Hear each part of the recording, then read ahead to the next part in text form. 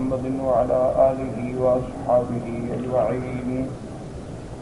اللهم صل على سيدنا محمد وعلى آل سيدنا محمد كما صليت على إبراهيم وعلى آل إبراهيم في العالمين إنك حميد مجيد.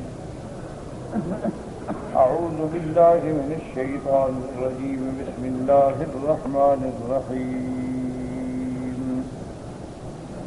في بيوت أذن الله أن ترفع ويذكر فيها اسمه ويسبح له فيها بالغدو والآصال رجال لا تلهيهم تجارة ولا بيع عن ذكر الله وإقام الصلاة وإيتاء الزكاة يخافون يوما تتقلب فيه القلوب والأبصار ليجزيهم الله أحسن ما عملوا ويزيدهم من فضله والله يرزق من يشاء بغير حساب.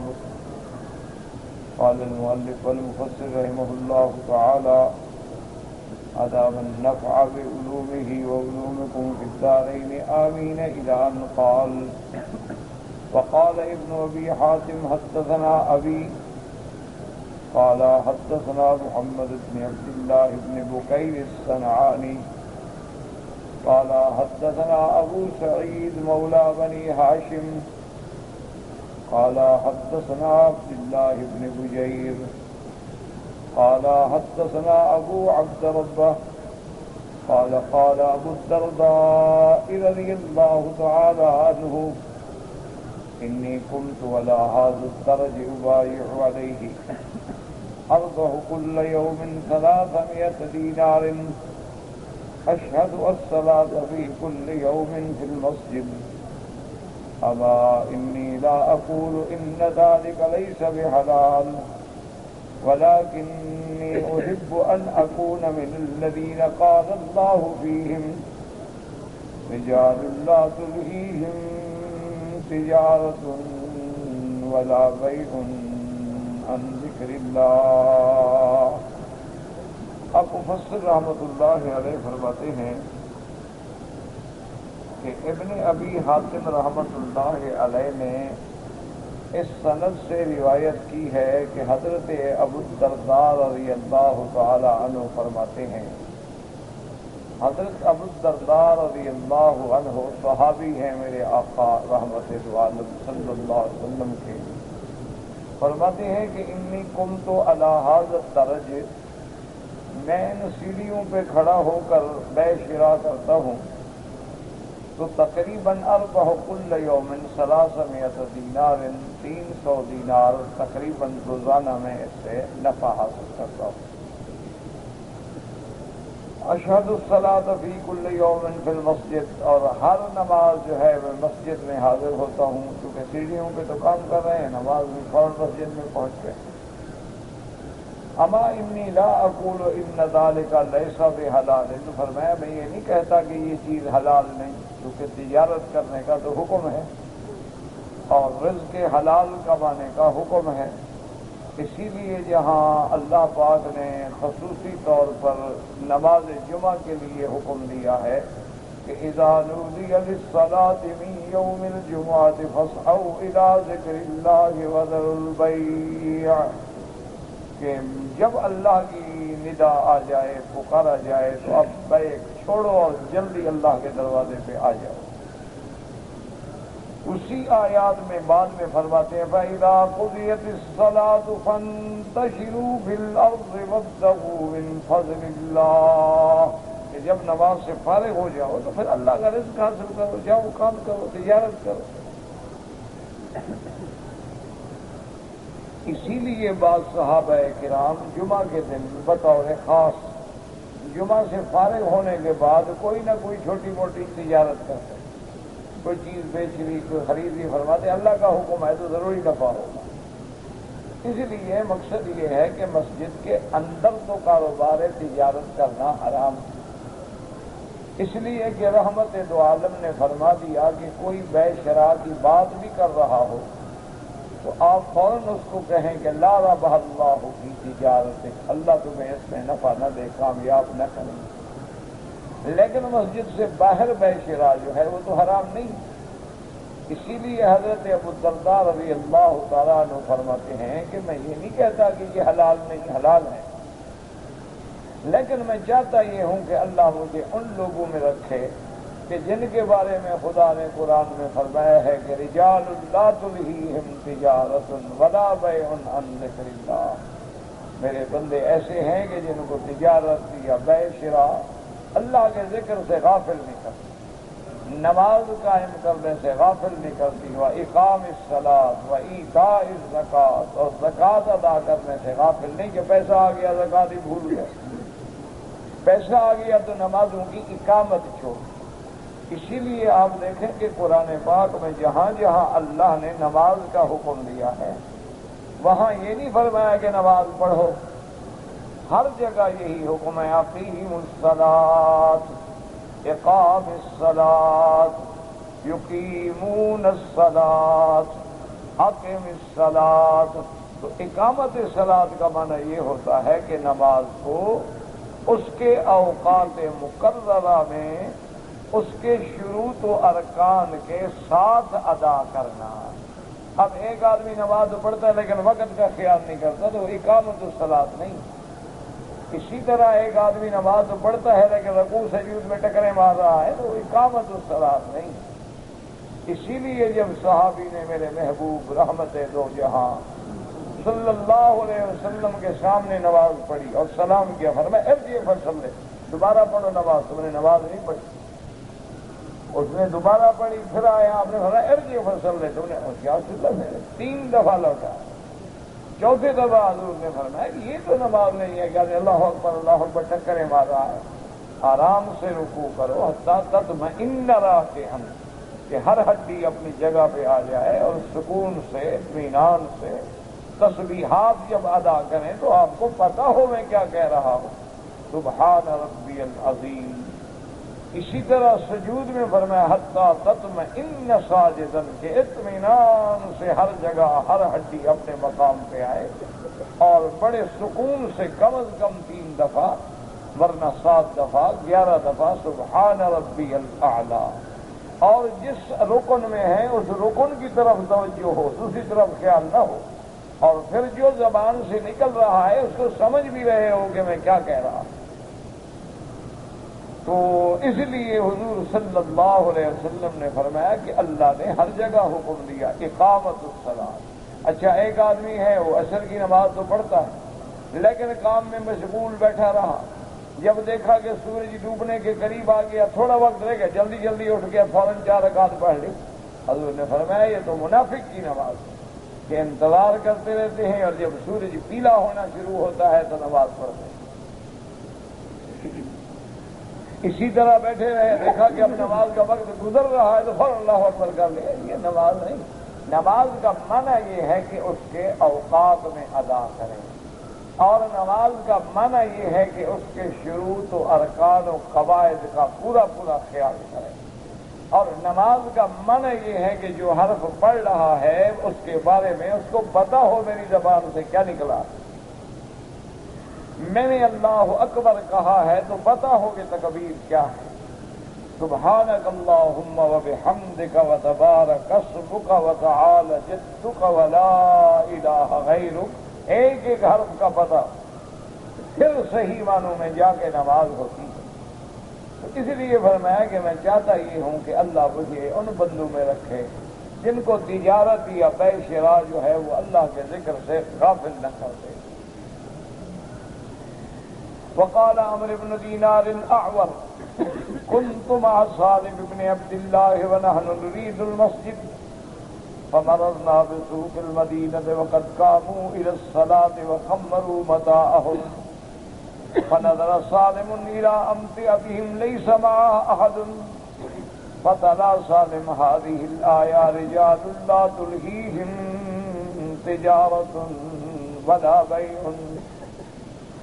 بیع عن ذکر اللہ ثم قالهم هؤلاء۔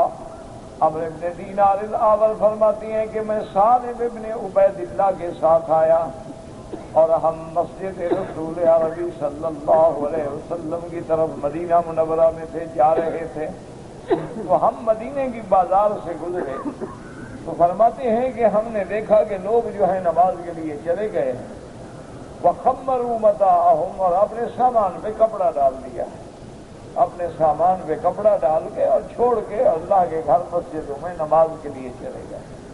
فرماتے ہیں کہ جب میں نے دیکھا، سالم نے جب دیکھا ان کے سامان کی طرف کہ دیکھو سامان ہے، قیمتی چیز ہے، پڑی ہوئی ہے، کپڑا ڈالا چلے گئے، فکر ہی کوئی نہیں، تو فرمایا ہاں یہ وہی لوگ ہیں جن کو اللہ کے ذکر سے بے قراری ہو، نہ ان کو سامان کا فکر ہے، نہ ان کو کسی چیز کے چوری ہو جانے کا فکر ہے، وہ فوراً اللہ کی نمازوں کے لیے چلے جاتے ہیں۔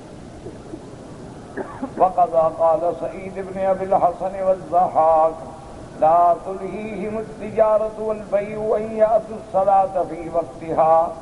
حضرت ابی الحسن، حضرت الضحاک بھی فرماتے ہیں کہ معنی یہ ہے کہ ان کو تجارت جو ہے غفلت میں نہیں ڈال دیتی، کسی چیز کا بیچنا جو ہے ان کو غفلت میں نہیں ڈال دیتا، بلکہ فوراً نمازوں کے اوقات میں وہ نمازوں میں حاضر ہوتے ہیں۔ وقال مثل الوراق كانوا يبيعون ويشترون ولكن كان أحدهم إذا سمع النداء وميزانه في يده خفضه وأقبل إلى الصلاة۔ حضرت مطر الوراق رحمت اللہ علیہ فرماتے ہیں کہ لوگ بے شرا بھی کرتے تھے، بیچتے تھے، خریدتے تھے، لیکن ان کا عالم یہ تھا کہ اگر وہ سودا پکڑے ہوئے ہیں، انہوں نے میزان ہاتھ میں رکھا ہوا ہے، ترازو ہاتھ میں ہے، اللہ اکبر کی آواز آ گئی، فوراً پھینک دیتے کہ بس اب نماز کے بعد جو اللہ کو منظور ہے بس نماز کے بعد۔ تو ان کے دل جو ہیں وہ اللہ کے گھروں میں اٹکے ہوئے ہوتے ہیں، ان کو تجارت یا بے شرا جو ہے غافل نہیں کر دیتی۔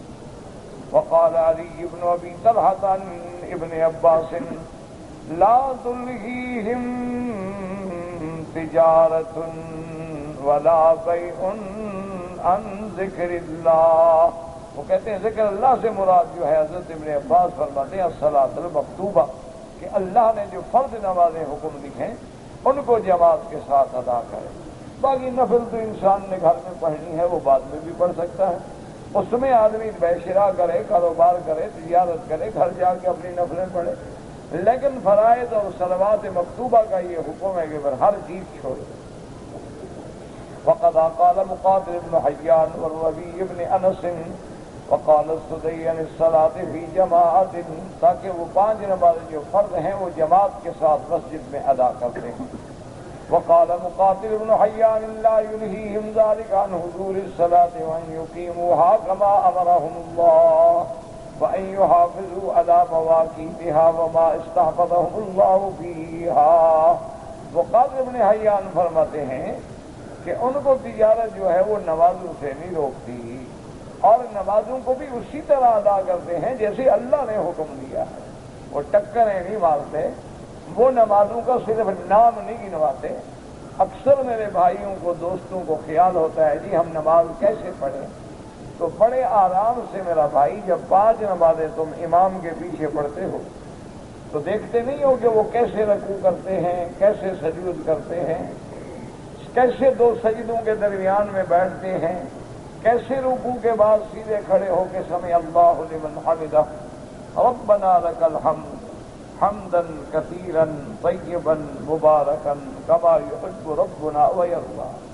اور اگر آدمی اکیلا ہے تو اس سے بھی زیادہ پڑھ سکتا ہے کہ حمدا طیبا مبارکا کما یحب ربنا ویرضی، الحمد للہ ملء السماوات وملء الارض وملء ما بینہما وملء ما فیہ وملء ما شئت من بعد۔ اسی طرح چاہے تو اور بھی پڑھ سکتا ہے اللہم باعث بین خطایانا کما باعثت بین المشرق والمغرب۔ تو بہرحال اگر نماز سیکھنی ہے تو 5 دفعہ تو تمہیں سکھایا جا رہا ہے، 5 دفعہ تم امام کے پیچھے نماز پڑھتے ہو، 5 دفعہ اس کے پیچھے رکوع اور سجود کرتے ہو، تو تمہیں پتہ نہیں کہ رکوع کتنے آرام سے کیا جاتا ہے، جب امام سے سلام پھیر لیتے ہو اور سنتیں پڑھنی ہو تو جناب پھر 1 منٹ بھی نہیں لگاتے. اللہ اکبر اللہ. اس سے پڑھنا نہ پڑھنا برابر ہے. یہ لوگ جو جلدی جلدی چکریں مارتے ہیں، پڑھیں یا نہ پڑھیں کوئی فائدہ نہیں. نماز اسی کا ثواب ملے گا جو شروط و ارکان کے مطابق ہوگی. اگر شروط و ارکان، اب دیکھیں آپ سارا دن روزہ رکھیں لیکن سورج ڈوبنے سے 2 منٹ پہلے پانی پی لیں تو روزے کا ثواب ملے گا؟ تو مانا آپ نے جب غلطی کی، اس کے حقوق کا خیال نہیں کیا، اس کے قواعد و ارکان کا خیال نہیں کیا تو ثواب ختم ہو گیا. اسی طرح نماز ہے کہ آدمی نے اگر اس کا خیال نہیں کیا تو اس کا بھی کوئی فائدہ نہیں ہوتا، ثواب ختم ہو جاتا ہے. اسی لیے خدا کے لیے کم از کم میرے وہ بزرگ جو عمرے پہ یا حج پہ آ رہے ہیں، حج تو زندگی میں 1 دفعہ فرض ہوتا ہے اور نماز تو 1 دن میں 5 دفعہ فرض ہے. اور حج کا حکم تو جبریل لائے تھے اور نماز کا حکم تو خود محمد مصطفیٰ لائے. تو اگر آدمی نمازوں میں غفلت کرے تو حج پہ آنے کا کوئی فائدہ نہیں. اگر آدمی نمازیں صحیح ادا کرنا نہ سیکھے تو پھر عمرے پہ آنے کا کیا مقصد ہے کہ رمضان سے بیٹھے ہیں اور حج کریں گے لیکن نماز پڑھنا نہیں سیکھا. حج پہ آ رہے ہیں اور لاکھوں روپے کے داخلے کیے ہیں لیکن نماز پڑھنا نہیں سیکھا. حج پہ آ رہے ہیں لیکن طواف کرنا نہیں سیکھا. حج پہ آ رہے ہیں ان کو پتہ نہیں کہ کب ہم نے کندھا نکالنا ہے اور کب کندھا نہیں نکالنا ہے، یہ نہیں سیکھا. تو یہ مانا تو ہوا نعوذ باللہ، پر حج نہ ہوا ہے تو میلہ ہے کہ جدھر لوگ جائیں گے ہم بھی چلے جائیں گے. لوگ مینا جائیں گے ہم بھی مینا چلے جائیں گے. لوگ عرفات جائیں گے ہم بھی عرفات چلے جائیں گے. لوگ عرفات سے واپس ہوں گے ہم بھی واپس ہوں گے. لوگ نماز پڑھ رہے ہوں گے ہم بھی کھڑے ہو جائیں. وضو کریں گے تو خیال نہیں ہے کہ انگلیوں میں پانی بھی پہنچا ہے یا نہیں پہنچا. غسل کریں گے تو خیال نہیں ہے کہ ہمارے ناف میں بھی پانی پہنچا ہے کہ نہیں پہنچا. وضو کر رہے ہیں تو پتہ نہیں ہے کہ ہمارے کانوں کو بھی پانی اندر باہر سے پہنچا ہے کہ نہیں پہنچا. غسل فرما رہے ہیں تو پتہ نہیں ہے کہ میں نے منہ بھر کے کلی کی ہے، میں نے غرارہ کیا ہے کہ نہیں کیا. ناک میں پانی لے رہے ہیں تو کبھی خیال نہیں کیا کہ کیا نرم ہڈی تک پانی پہنچا ہے. صرف یہ تو نہیں کہ ناک کو لگا کے پھینک دو، پانی تو باقاعدہ اندر داخل ہو اور نرم ہڈی تک پہنچے. تو ان چیزوں کا اگر خیال نہ ہو میرا بھائی تو ناراضگی کی بات ہے. پھر حج کا کیا فائدہ؟ اسی لیے لکھا ہے کتابوں میں تاریخ میں کہ ایک بہت بڑے اولیاء اللہ گزرے تو وہ حج پہ تشریف لا رہے تھے حج نفل کے لیے. تو راستے میں ابھی اپنے وطن سے جب نکلے، قریب تھے کوئی 1-2 دن کا سفر تھا. ان دنوں میں تو سفر بڑے مشکل ہوتے تھے. اونٹوں کے سفر ہوتے تھے، گھوڑوں کے سفر ہوتے تھے، پیدل سفر ہوتے تھے، کشتیوں کے سفر ہوتے تھے. 6 مہینے آدمی کے سفر میں لگ جاتے تھے. زندہ لوگ ہوتے تھے قسمت والے کہ وہ حج پڑھ کے واپس پہنچتے تھے. تو وہ جب 2-3 منزلوں کے بعد پہنچے تو جب نماز کے لیے تیاری کی، اتفاق سے سفر تھا، تھکے ہوئے تھے، لیٹ ہو گئی تو تکبیر اولا فوت ہو گئی. تکبیر اولا کا کیا معنی کہ جب امام کہتا ہے نا اللہ اکبر اور اس کے بعد قرات شروع کرتا ہے، یہ درمیان کا جو وقت ہے یہ تکبیر اولا کا وقت ہے. تو صرف اتنی دیر ہو گئی کہ تکبیر اولا رہ گئی اور الحمدللہ وہ شریک ہو گئے. لیکن جب نماز سے فارغ ہوئے تو ساتھیوں سے کہا کہ میرا بھائی میں واپس جا رہا ہوں. ہم نے فرمایا حضرت تیاری کی ہے، اب لوگ ہیں. انہوں نے کہا لوگوں کی بات نہیں ہے، نفل حج کے لیے جا رہا ہوں اور فرائض میں مجھ سے تکبیر اولا چھوٹ گئی ہے تو پھر کیا فائدہ ہوا جانے. تو وہ لوگ تکبیر اولا کے لیے روتے تھے، وہ لوگ تہجد چھوٹ جائے تو روتے تھے، ان لوگوں کی اشراق کی نماز چھوٹ جائے تو روتے تھے. اب ہمارے حجاج کرام ہیں ماشاءاللہ، فجر کا دیکھیں امام سلام پھیرے نا، میرے خیال میں ابھی دوسرا سلام وہ نہیں پھیرتا اور یہ گھر سے باہر ہوتے ہیں. اور جی چائے پینے کی عادت ہے، ایسا میں ڈیرے پہ جا رہا ہوں ذرا چائے سے پی لوں. تو صبح کی اشراق تو ان کے چائے کی نظر ہو جاتی اور ظہر کی نماز جلدی پڑھنی چونکہ کھانا کھانا. یا بعض لوگ پہلے کھانا کھا کے تشریف لاتے ہیں تو نماز میں کھڑے کھڑے ڈکار دے رہے ہیں ماشاءاللہ. اور اس کے بعد جناب پھر انہوں نے آرام بھی فرمانا ہے، نیند بھی کرنی ہے. اور اس لیے پھر اس طرح کا معنی حج نہیں ہوتا. حج کا معنی ہی یہ ہوتا ہے کہ آدمی سب کچھ چھوڑ کے تمام غرور کو خاک میں ملا کے تمام آرام کو تج کے ایک عاشقانہ مزاج بنا کے اللہ کی گلیوں میں آ جائے کہ جیسے محبوب کی تلاش میں آدمی بھاگتا ہے، کبھی ادھر جاتا ہے کبھی ادھر جاتا ہے، لوگ گالیاں دیتے ہیں، کوئی پتھر مارتے ہیں، کوئی پاگل کہتے ہیں، وہ اپنی دھن میں لگا ہوا ہے۔ تو یہ تو معنی یہ ہوتا ہے کہ جب تمہیں اللہ نے حج نصیب کیا ہے تو کبھی تم طواف میں نظر آؤ، کبھی تم صفا و مروہ کے عمرے میں نظر آؤ، کبھی تم قرآن پڑھتے ہوئے نظر آؤ، کبھی اللہ کا ذکر کرتے ہوئے نظر آؤ، کبھی دیکھو تو جناب اگر ساتھی وہ بھائی قسمت سے آئے ہیں، 1,00,000 قرآن کا ثواب کون حاصل کر سکتا ہے؟ اگر ہم نے اللہ کے حرم میں قرآن ختم کر لیا تو ہمیں 1,00,000 قرآن کا سبب مل جائے گا۔ 1,00,000 درود کا ثواب کون پڑھ سکتا ہے؟ لیکن اگر ہم نے 1 درود پڑھا اور جس نے 1,000 درود پڑھ لیا، جس نے 1,000 استغفار کر لیا، جس نے 1,000 دفعہ لا حول ولا قوت الا باللہ العلی العظیم پڑھ لیا، حتیٰ کہ روایات میں آتا ہے کہ جب آدمی طواف کرتا ہے تو اللہ اس کو اتنا اجر دیتے ہیں جیسے ولد اسماعیل کا غلام خرید کر کے آزاد کر دیا جائے۔ تو پہلے تو ولد اسماعیل کا غلام کہاں ہوگا، اور اگر ہوگا تو اس کی قیمت کتنا ہوگی ہم ادا ہی نہیں کر سکتے۔ تو اتنا بڑا اجر ہمیں مل رہا ہے، اور پھر ذرا آنکھیں بند کر کے تصور کریں کہ سرزمین حرم ہے، سرزمین مکہ ہے، اللہ اس کو قیامت تک محفوظ رکھے، اللہ تبارک و تعالی شر اعداء سے محفوظ رکھے، تمام فتن و حوادث سے محفوظ رکھے۔ کتنا حاجی خوش نصیب ہے کہ جب وہ آ رہا ہے حجر اسود کے سامنے کھڑا ہے، تصور تو کرو کہ یار یہ وہی مقام ہے جہاں میرا مدنی محمد مصطفیٰ کھڑے ہوئے صلی اللہ علیہ وسلم۔ حجر اسود پہ بوسہ دینا نصیب ہو جائے تو تصور کے میں خیال کر کے یار یہ وہی حجر اسود ہے جس کو حضور نے اپنے ہاتھوں سے رکھا تھا، اور جہاں حضور نے خود بوسہ دیا تھا، جہاں حضور نے رخسار لگائے تھے، جہاں حضور نے آنسو بہائے۔ کیا یہ وہی مطاف ہے جہاں انبیاء نے طواف کیا ہے؟ اور آج میں گناہگار بھی اسی جگہ کر رہا ہوں۔ یہ وہی صفا مروہ ہے جہاں انبیاء دوڑے ہیں، جہاں محمد مصطفیٰ دوڑے ہیں۔ سرزمین حرم میں جا رہا ہے تو غور کرے، اچھا بھائی میں تو آج ان گلیوں میں گزر رہا ہوں شار ابی بکر جہاں ابو بکر گزرتا تھا، میں تو آج اس دروازے سے گزر رہا ہوں جہاں سے بلال گزرتا تھا، میں تو آج اس دروازے سے گزر رہا ہوں جو بیت ام ہانی ہے جہاں محمد مصطفیٰ گزرتے ہیں، میں تو آج اس دروازے سے گزر رہا ہوں جو باب الفتح ہے جہاں فتح مکہ کے دن میرا مدنی محمد مصطفیٰ داخل ہوتا ہے، میں تو آج اس جگہ سے گزر رہا ہوں جہاں عمرۃ القضاء میں میرا محمد مصطفیٰ گزرے۔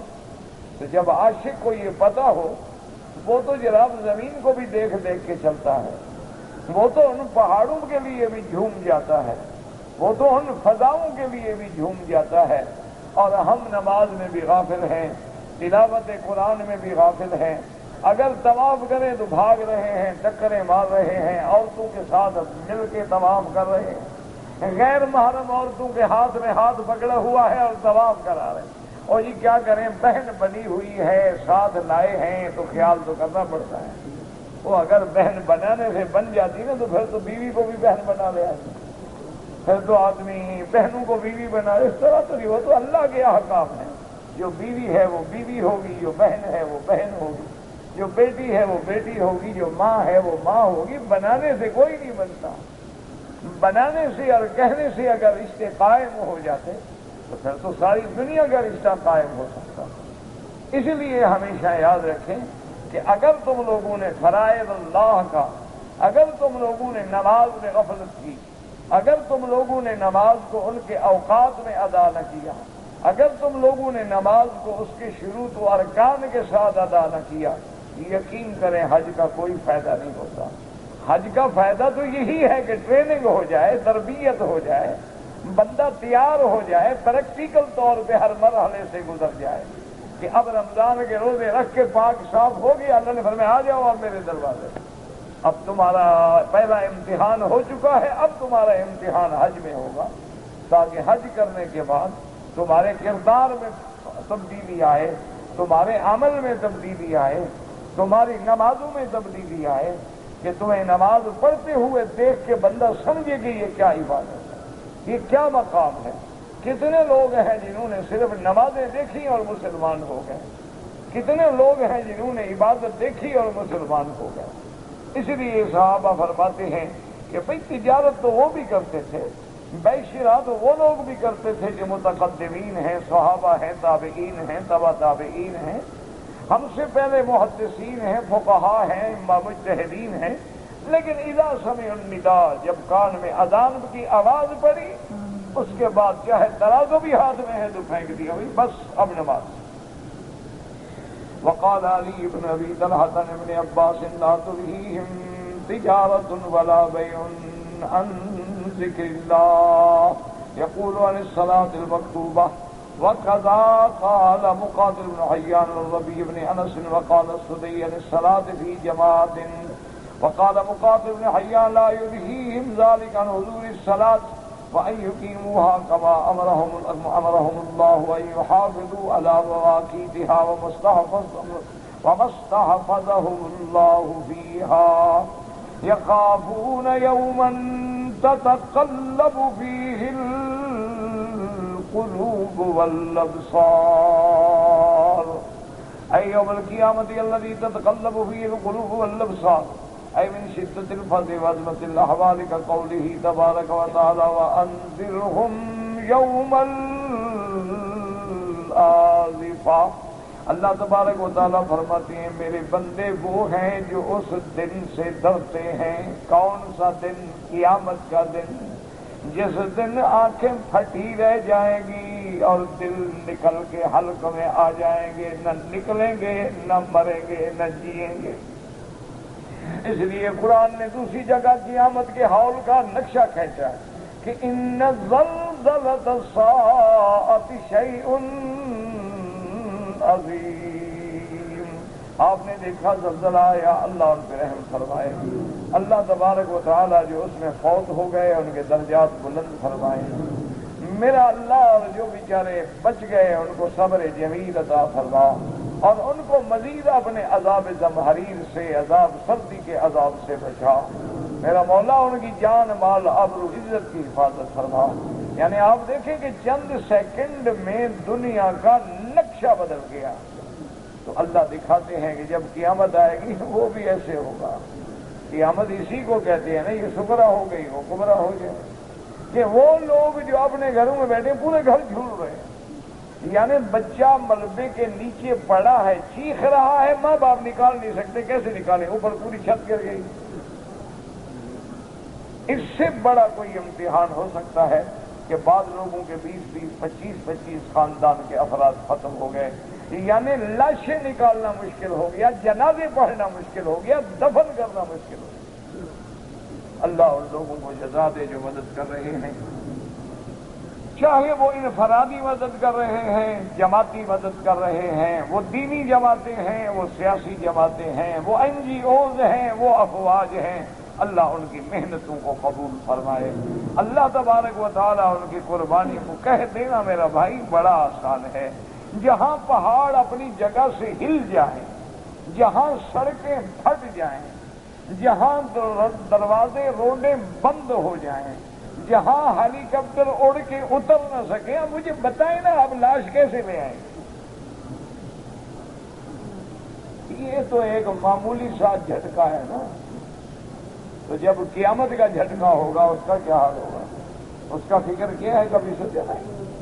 ایسے بھی لوگ ہیں ماشاءاللہ جناب، پہلے خیمہ بیچتے تھے 400 کا، اب 4000 کا بیچ رہے ہیں کہ موقع مل گیا کما لو۔ ایسے ملعون لوگ بھی ہیں نا، ٹرک کا کرایہ 10,000 اب 24,000۔ ایسے ملعون لوگ بھی ہیں جو وہاں روتے ہوئے پہنچے اور کہا کہ جی یہ جو بچی ہے نا اس کی ہم وارث ہیں۔ کوئی وارث نہیں، بچی اغوا کرنا چاہتے ہیں۔ ایسے لوگ بھی وہاں پہنچے ہیں، زبردستی وارث بن رہے ہیں، مقصد کیا؟ بچے لے لو۔ انا للہ و انا الیہ راجعون۔ اللہ اکبر۔ اور ایسے بھی موجود ہیں جنہوں نے اپنی جائیدادیں اٹھا کے لگا دی، جو کچھ اللہ نے دیا انہوں نے کہا دے دو بس۔ ایسے بھی لوگ ہیں کہ ایک بچی کی شادی ہوئی، غریب بچی ہے، جو کچھ شادی میں اس کو ملا گھر والوں سے، شوہر سے، سارا سامان اکٹھا کر کے شادی کی رات اس نے کہا کہ یہ زلزلے والوں کو دے دو، ہم ایسے زمین پہ سو سکتے ہیں۔ ایسے بھی لوگ ہیں، لیکن غریب وہ جو تمہارے بڑے بڑے ہیں نا سردار، وہ ابھی تک سرے دار ہیں۔ وہ جو بڑے بڑے لوگ ہیں نا جو ایک ایک پلاٹ سے 10-10 کروڑ کماتے ہیں، وہ 10 لاکھ بھی نہیں دے سکے بدلہ۔ جنہوں نے لوٹ کے قوم کا خون نچوڑ کے پی گئے ہیں، اور ہیں کون جی؟ سردار، سرمایہ دار۔ انا للہ و انا الیہ راجعون۔ ان کو توفیق ہی نہیں ہوئی۔ جن کے کتے بجیروں میں سفر کرتے ہیں، گاڑیوں میں سفر کرتے ہیں، مکھن کھاتے ہیں، بنسن کے چاکلیٹ کھاتے ہیں، ان کو توفیق نہیں ہوئی کہ وہ 100 روپیہ بھی وہاں دے دیں۔ یہ تو پاکستانی عوام کو اللہ ہمت دے، قوت دے، اور ان کی دکھایا ہے انہوں نے کہ جوں زلزلہ آیا گھر چھوڑ کے سب کچھ لے گئے، کسی کے بعد کچھ نہیں، 2 کمبل سر پہ رکھ کے پیدل بھاگ پڑے۔ غریبوں نے تو کمال کر دیا، اخوت کی مثالیں زندہ کر دی، مہاجر و انصار کے کارنامے تازہ کر دیے، صحابہ کی یادیں تازہ کر دی ہیں۔ کچھ بھی نہیں نا، اس کے بعد جناب اس نے جناب ایک اپنا بینچا اٹھایا، بھاگ پڑا، چلو نہیں تو تھوڑی سی مٹی تو ہٹاؤں گا۔ اللہ ان کو جزائے خیر دے اور ان کے رزق میں، مال میں، اولاد میں برکتیں عطا فرمائے، اور مرحومین پہ رحمتیں فرمائے، مظلومین و مجروحین پہ شفا کے فیصلے فرمائے، اور ان کی جان، مال، آبرو، عزت کی حفاظت فرمائے۔ دعا کیا کرو، مومن تو مومن ہوتا ہے کہ وہ دن کیسا ہوگا فرماتی ہے کہ قیامت کا دن ایسا ہوگا کہ شدت الفزع و عظمت الاحوال، اس کی سختی سے آنکھیں پھٹ جائیں گی، شاخصۃ ابصارہم، اور کہیں قرآن کہتا ہے ان زلزلۃ الساعۃ شیء عظیم یوم ترونها تذہل کل مرضعۃ عما ارضعت وتضع كل ذات حمل حملها وترى الناس سكارى وما هم بسكارى ولكن عذاب الله شديد۔ اللہ فرماتی ہے جب قیامت کا دن ہوگا آپ دیکھیں گے اس کے زلزلہ قیامت کو دیکھنے کے بعد دودھ پلانے والی جانور ہے یا انسان ہے اپنے بچے کو بھول جائے گی، حاملہ حمل کو بھول جائے گی، اور آنکھیں پھٹی ہوں گی، معلوم ہوگا جیسے نشے میں بیٹھے ہوں۔ اللہ نے فرمایا نشہ نہیں بلکہ عذاب کی شدت نے ان کو پاگل کر دیا ہے۔ اس لیے فرماتے انما یؤخرہم لیوم تشخص فیہ الابصار۔ اللہ فرماتے ہیں میں نے تو اپنے بندوں کو مہلت دی ہے اس دن کے لیے جس دن آنکھیں پھٹی کی پھٹی رہ جائیں گی۔ فرماتے ہیں وَيُطْعِمُونَ الطَّعَامَ عَلَىٰ حُبِّهِ مِسْكِينًا وَيَتِيمًا وَأَسِيرًا إِنَّمَا وَجَزَاهُم بِمَا صَبَرُوا جَنَّةً وَحَرِيرًا۔ اللہ فرماتے ہیں میرے ایمان والے بندے باوجود اپنی خواہش کے، ضرورت کے، کبھی مسکینوں کو کھلاتے ہیں، یتیموں کو کھلاتے ہیں، قیدیوں کو کھلاتے ہیں، اور ساتھ یہ بھی کہتے ہیں ہم تمہیں اللہ کی رضا کے لیے کھلا رہے ہیں، تم سے کوئی بدلہ، کوئی شکریہ، کوئی جزا ہم نہیں چاہتے۔ ہم تو اس دن سے ڈرتے ہیں کہ جس دن اللہ تبارک و تعالی یومن عبوسا سخت پرشرو دن فبقاہم اللہ شر ذالک اليوم، پھر اللہ نے ان کو بچا لیا اس دن کے شر سے، وَلَقَّاهُمْ نَظْرَةً وَسُرُورًا، اور اللہ نے اس کے بدلے میں ان کو تر و تازگی، چہرے پہ بشاشت، چہرے پہ خوشی نصیب فرما دی۔ وَجَزَاهُمْ بِمَا صَبَرُوا جَنَّةً وَحَرِيرًا، اور جو انہوں نے دنیا میں تکلیفیں کی، صبر کیا، اللہ آج ان کو جنت کا بدلہ دیں گے، اور وہاں کی ریشمی وہاں کی ریشم کی پوشاکیں یا وہاں کی ہر نرم و نعمت ان کو نصیب ہو جائے گی. جیسے یہاں فرماتی ہے لیجزیہم اللہ احسن ما عملوا، تاکہ اللہ ان کو بدلہ دے ان کے بہتر کاموں کا. ہؤلاء من الذین یتقبلوا الحسنات ویتجاوز عن سیئاتہم. اب مفسر فرماتا ہے یہ وہ لوگ ہوں گے جن کے اللہ نیکیاں تو قبول فرما لیں گے اور برائیوں کو معاف کر دیں گے، درگزر فرما دیں گے. وَيَزِيدُهُم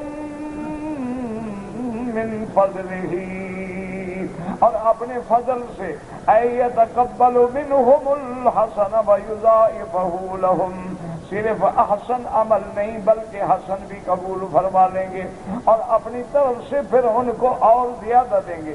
ایک کے بدلے میں 10 دیں گے، کبھی 700 گنا، کبھی 1,00,000 گنا بھی عطا، اور اس سے بھی زیادہ دیں دے تو اس سے کون روکنے والا ہے.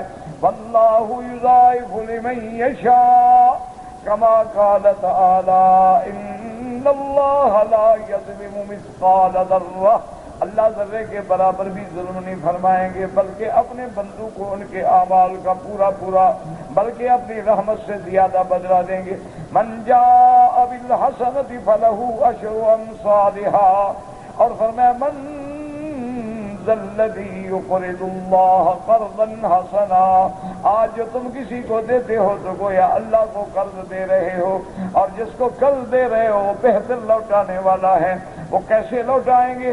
فرمایا واللہ یضاعف لمن یشاء، جتنا چاہے ایک کا 10 گنا، 700 گنا، 1,00,000 گنا.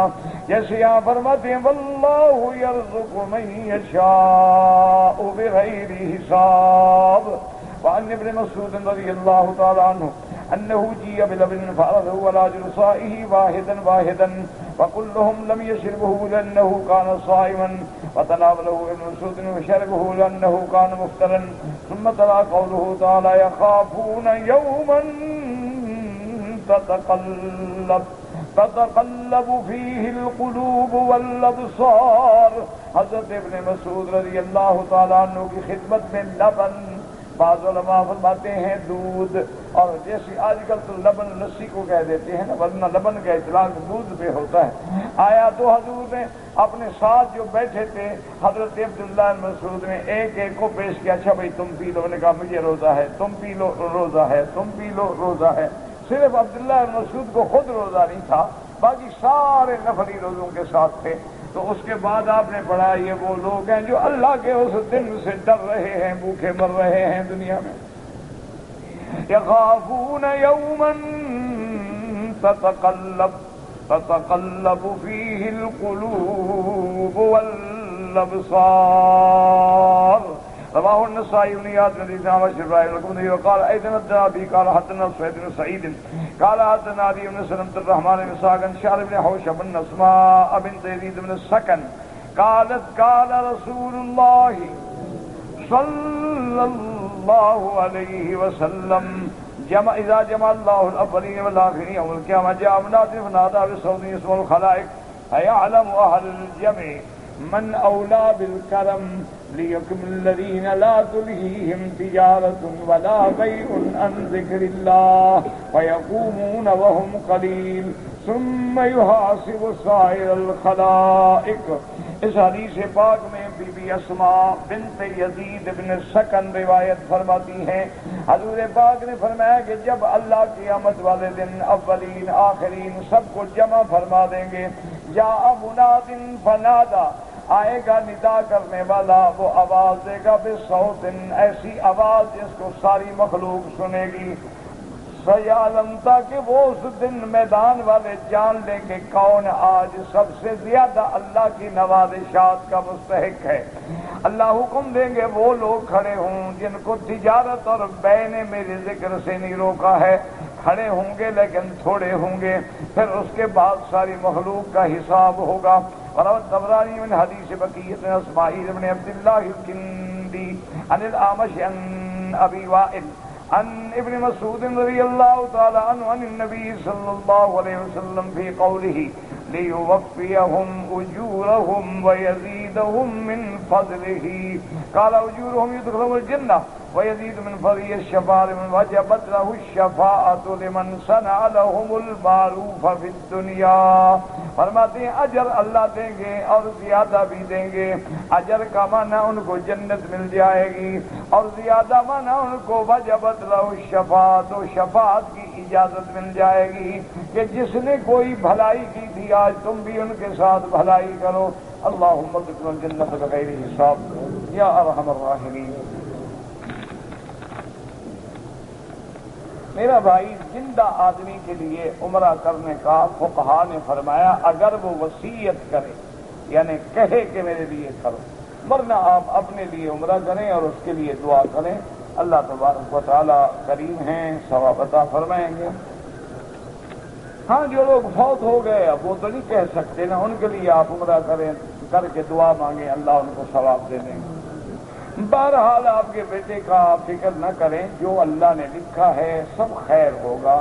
کنٹریکٹ ہو گیا، مل گیا، ایسا ایسا آدمی اپنے حقوق پہ پہنچ جاتا ہے. فوراً آپ لڑائی جھگڑے نہ کریں. لاکھ ڈگریاں ہوں، آپ کو زبان نہیں آتی کیا کریں گے؟ آپ کے پاس لاکھ ڈگریاں ہوں لیکن آپ زبان نہیں جانتے. صاف بات ہے کہ ایسا ایسا ٹریننگ کریں، سیکھیں. جب ماحول سے آشنا ہو جائیں گے اللہ تنخواہ بھی بڑھا دیں گے. بہرحال آپ کی بیٹی کا جو حادثہ ہوا، چھوٹے بچے ہیں، حفاظت کے لیے دوسری بیٹی دینا چاہتا ہوں. بیٹی تو بہرحال بیٹی بھی جبر نہ کرو. یہ ضروری نہیں ہے کہ ایک بیٹی کا حادثہ ہو گیا ہے تو آپ اسی داماد کو دوسری بیٹی بھی دے دیں. حالانکہ یہ سنت ہے. میرے محبوب نے سیدنا عثمان رضی اللہ تعالی عنہ کو اپنی 2 بیٹیاں دی. ان کی بیوی جب حضور کی بیٹی فوت ہو گئی حضور نے پھر دے دی، اور حضور نے یہ بھی فرمایا کہ میرا عثمان ایسا اچھا ہے، اللہ مجھے اور بیٹیاں بھی دیتے تو میں عثمان کو دیتا رضی اللہ تعالی عنہ. ان کو سمجھائیں بیٹی راضی ہو، قائل ہو، رشتہ کریں. اگر بیٹی قائل نہیں، راضی نہیں، جبر نہ کریں. زندگی اس نے گزارنی ہے، کل کو اپنے گھر میں مصیبتیں نہ کھڑی کریں. تم تو چاہتے ہو سنبھالنا اور گھر میں روز لڑائی ہو تو کون سنبھالے گا؟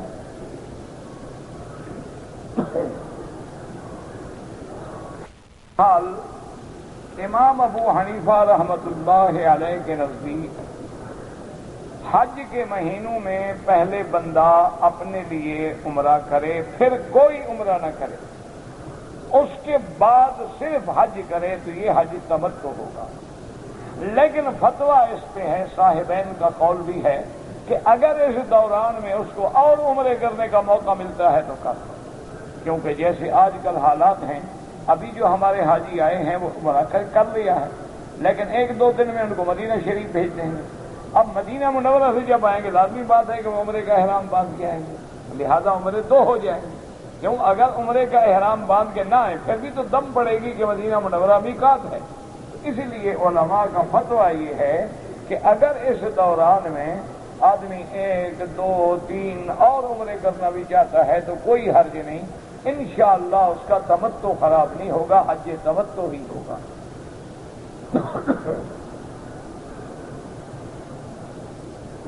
کہتے جی کہ ہم پاکستان سے حج کے لیے تشریف لائے ہیں.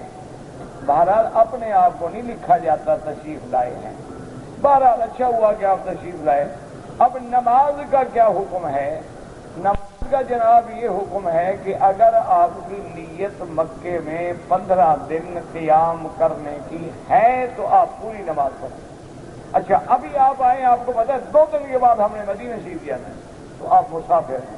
پھر مدینے کے رستے میں بھی مسافر ہیں. پھر مدینہ منورہ میں 8 دن رہنا ہے، 1 دن آنے کا 1 دن جانے کا، پھر بھی آپ مسافر ہیں. واپس جب آئیں گے پھر دیکھیں کہ ہم نے 15 دن رہنا ہے، نیت ہو گئی آپ مقیم ہو. اور اگر نہیں بنتے پھر بھی آپ مسافر ہیں. لیکن آپ کوشش کریں کہ نمازیں جماعت سے پڑھیں، اور امام اگر مقیم ہے تو آپ امام کے پیچھے پوری نماز پڑھیں. احرام کی حالت میں حجر اسود کو بوسہ دینا کوئی منع نہیں، لیکن اگر عطر لگا ہے یا لگ گیا تو فوراً دھو ڈالو. بہرحال اگر کسی نے اپنی بیوی کے ساتھ وجہ غیر فطری یعنی غلط جگہ استعمال کی، نکاح تو نہیں ٹوٹتا لیکن لعنتی ہے ایسا کرنے والا۔ حضور نے فرمایا من اتی فی دبرہا، جو آدمی اپنی عورت کو الٹے راستے سے استعمال کرتا ہے اس پہ اللہ کی لعنت۔ اب تمہاری مرضی، بیوی سے کتنے فائدے ہو گئے کہ لعنتی بھی بن گئے۔ کہتے جی کہ آپ کا کوئی ایسا کیسٹ ہے جس میں میاں بیوی کے حقوق کے بارے میں تقریر ہو؟ اللہ عالم، مجھے بھی یاد رہتی ہے بلا، آج آئی بات گزر گئی، اللہ عالم، ہو سکتا ہے ہو جو لوگ بیچتے ہیں نا ان کو چونکہ کاروبار کرنا ہوتا ہے نا، ان نے خود فرشتے بنائی ہوئی ہوتی ہیں کہ بھئی یہ توحید پہ ہے، یہ سیرت پہ ہے، یہ صحابہ پہ ہے، یہ حقوق پہ ہے، یہ فضائل پہ ہے، یہ مساجد پہ ہے، یہ فلاں پہ ہے، اور اسے معلوم کرے۔ مجھے کیا پتا ہے، مجھے تو اللہ نے جو توفیق دی میں نے کہہ دیا، اس کے بعد مجھے پتہ نہیں میں نے آج کیا کہا اور کل کیا کہا تھا۔ اگر حرم شریف میں ہمیں موقع ملے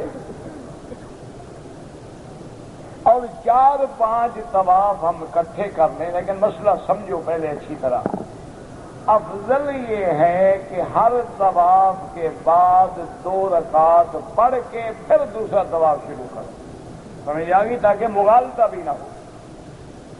بعض لوگ یہ سمجھتے ہیں کہ 5 طواف کا معنی یہ ہوا کہ 35 چکر لگاؤ تو ہمارے 5 ہو جائیں گے، یہ 5 نہیں ہوں گے۔ طواف کے 7 چکر ہیں، ختم کر کے پھر حجر اسود سے کچھ پہلے آ کے دوبارہ طواف کی نیت کریں، پھر حجر اسود کے سامنے جا کے بسم اللہ اللہ اکبر وللہ الحمد کہہ کے طواف شروع کریں، پھر جب 7 چکر گزر جائیں پھر تیسرے کے لیے دوبارہ سے 12 نیت کریں۔ یہ نہیں کہ ایک ہی دفعہ 35 چکر لگا لو، پھر وہ طواف نہیں ہو۔ لیکن افضل یہ ہے، اولا یہ ہے کہ ہر طواف کے بعد 2 رکعت پڑھ کے پھر آگے طواف کی نیت کرو۔ ہاں بعض ائمہ کرام کے نزدیک چونکہ عصر کے بعد نماز نہیں پڑھنی، اب اس کے بعد ٹائم ہے تو وہ چاہے تو 2-3 طواف اکٹھے کر سکتا ہے، کوئی منع نہیں۔ قبر پہ کھڑے ہو کے دعا کی جائے، کوئی منع نہیں۔ رحمت دو جہاں صلی اللہ علیہ وسلم نے فرمایا صحابہ کو، جب آپ نے دفن فرما لیا، مٹی ڈال دی، فرمایا کہ اب اس کے لیے اللہ سے دعا کرو، الآن یسأل فاسألوا له التثبیت، فرمایا یہ گھڑی ہے اب سوال جواب ہوگا، دعا کرو اللہ اس کو ثابت قدم رکھے۔ تو اس لیے اگر وہاں دعا کی جائے تو کوئی منع نہیں ہے، لیکن مسلمان ہیں، ہمارے برادری ہے، جو قبر پہ دعا مانگنا سنت تھی وہ چھڑوا دی، جنازے کے بعد جو بدعت تھی اس پہ پکا کرا دیا۔ کہتے جی کہ اگر سخت سردی ہو جائے اور احرام کی حالت میں آدمی نے کپڑا سر پہ ڈال لیا، بھائی کوئی حرج نہیں، یہ تو کہیں نہیں لکھا کہ سردی میں حاجی مر جائے تو کپڑا نہ ڈالے، یہ کہاں لکھا ہوا ہے؟ ہو گئی بچانی ہے، جان بچانی ہے، ڈال لو 1 گھنٹہ 2 گھنٹے، پھر ہٹا لیا، ڈال لیا، ہٹا لیا، بعد میں صدقہ کر دوں گا، کوئی مسئلہ نہیں۔ یہ تھوڑا لکھا اسلام نے کہ مر جاؤ لیکن کپڑا نہیں ڈالنا۔ کہتے جی کہ میں نے ابھی چھٹی جانا ہے اپنے ملک میں، میرا دل کرتا ہے کہ مجھے اللہ نے موقع دیا ہے تو میں 1-2 عمرے کر لوں، بالکل کر کے جائیں، کوئی مسئلہ نہیں۔ رات کی قسم اور جن کو اکٹھا کر دے، ہر چیز رات میں اکٹھی نہیں ہو جاتی، درندے پرندے چرندے حیوان بندے سب لوٹ کے اپنے گھروں میں اکٹھے ہو جاتے ہیں، تو سب مخلوق کی قسم ہو گئی، اللہ جس کی قسم کھائے۔ بندے کے لیے منع ہے کہ وہ اللہ کے سوا کسی کی قسم نہ کھائے، لیکن اللہ تو خالق ہے، وہ جو چاہے جس چیز کی قسم کھائے۔ اللہ تبارک و تعالیٰ کے 99 نام عربی میں ایسے ہیں، وہ اردو میں نہیں ہیں، اردو میں تو نام اللہ کے ہیں ہی نہیں، عربی میں ہیں۔ اللہ کے جتنے نام ہیں نا اردو میں کوئی بھی نہیں، سب عربی میں۔ اردو میں لوگوں نے ان کا ترجمہ کیا ہے، ترجمہ ہونا الگ بات ہے، نام ہونا الگ بات ہے۔ ایک ہے ترجمہ، دیکھو نا، الحمدللہ شروع کرتا ہوں اللہ کے نام سے، تو شروع کرتا ہوں اللہ کے نام سے، قرآن تھوڑا ہے، یہ تو ترجمہ ہے، قرآن تو الحمدللہ۔ کہتے ہیں جی کہ اگر نکاح میں جو عورت کا حق المہر مقرر کیا جاتا ہے، اگر کوئی ادا نہ کرے تو کیا وہ اپنی بیوی سے مل سکتا ہے؟ مل تو سکتا ہے لیکن ادا تو کرو نا۔ یہ تو نہیں ہے کہ بس ملتے رہو دیکھا جائے گا، یہ تو منع ہے۔ اللہ قیامت میں ایسا نہ ہو کہ بیوی کے حق المہر کی وجہ سے جہنم میں ڈال دے۔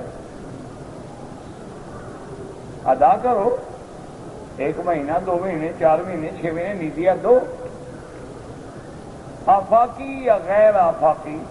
بہرحال امام احمد بن حنبل رحمۃ اللہ علیہ، امام شافعی رحمۃ اللہ علیہ کے نزدیک چاہے آفاقی ہو، غیر آفاقی ہو، حلی ہو، حرمی ہو، مکی ہو، کوئی ہو، وہ فرماتے ہیں کہ ایام حج میں وہ نماز قصر پڑھیں۔ صرف امام ابو حنیفہ رحمۃ اللہ علیہ فرماتے ہیں کہ نہیں، جو قریب ہے مقیم ہے اور جس کا سفر نہیں بنتا وہ پوری پڑھے گا، اور جو مسافر ہیں وہ قصر پڑھیں گے۔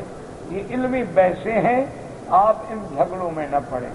آپ کو اللہ توفیق دے، کوشش کریں کہ امام حرم کے پیچھے وہاں جو امام نماز پڑھائیں ان کے ساتھ جماعت میں پہنچیں اور نمازیں ادا کریں، جھگڑوں میں نہ پڑیں۔ یہ علمی مسئلے ہیں، علماء کا کام ہے۔ کہتے ہیں جی کہ اگر مثلا فجر کی نماز میں ہم لیٹ پہنچے، جب ہم مسجد میں داخل ہوئے تو نماز کھڑی ہو چکی تھی، تو اب ہم کیا کریں؟ اب سنتیں نہ پڑھو۔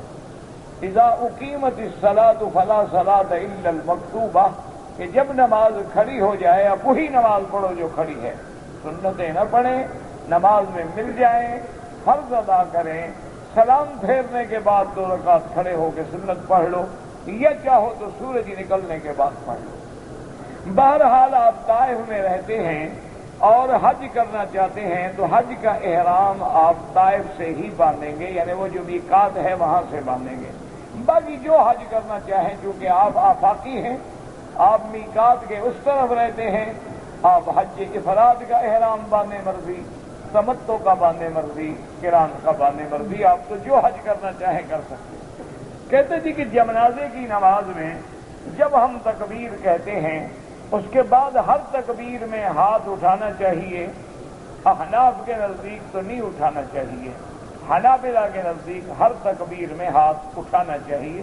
یہ بھی اولا افضل کے مسئلے ہیں، کوئی لڑائی کے مسئلے ہے نہیں خدا کے لیے، انہی پہ دماغ لڑا رہے ہیں اور کافر مسلمانوں کو کھا رہے ہیں۔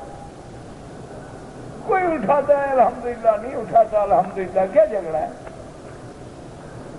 اگر آدمی قبرستان میں جائے اور کہے السلام علیکم یا دار قوم مؤمنین انا انشاء اللہ بکم لاحقون انتم السابقون ونحن الاثر، ان کے بعد ان کے لیے دعا مانگے، پڑھے، بالکل ٹھیک، حضور نے خود جا کے دعائیں مانگی۔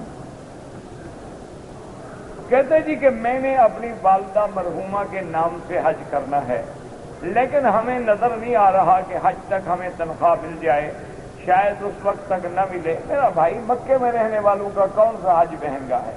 اگر تم جوان آدمی ہو نا تو 10 ریال سے بھی حج ہو جائے گا، پیدل چل پڑو، پیدل آ جاؤ، روٹی ویسے مل جاتی ہے۔ کس بات کا یار، سر منڈانا ہے، سیفٹی موجود ہے، شیشے کے سامنے کھڑے ہو کے اپنا سر خود مڑنا، کوئی مسئلہ ہی نہیں۔ مکے میں رہنے والوں کے لیے تو مفت حج ہے، ان کے لیے کیا تکلیف؟ زیادہ سے زیادہ 50 ریال رکھ لو، 5 ریال میں بیٹھیں گے، مینا پہنچ گئے، 5 ریال میں عرفات پہنچ گئے، 10 ریال میں واپس آ گئے۔ میرا بیٹا پڑھائی اچھی کرتا تھا، اب نہیں کرتا، اس کے لیے دعا کریں اللہ ہدایت دے، کبھی نظر بد بھی لگ جاتی۔ تو بہرحال علاج یہ ہے کہ آپ اللہ سے دعا مانگیں، اس کو زمزم پلائیں اسی نیت سے کہ اللہ اس کی اصلاح فرما دیں۔ میں اپنی والدہ کے لیے حج کرنا چاہتا ہوں اور میری والدہ جو ہے فوت ہو گئی ہیں، میں نے 1 سال پہلے ان کے لیے عمرہ بھی کیا تھا، اچھا کیا۔ اب کون سا حج ہوگا؟ حج مفرد، وہ 1 سال پہلے والا عمرہ اب شمار نہیں ہوتا۔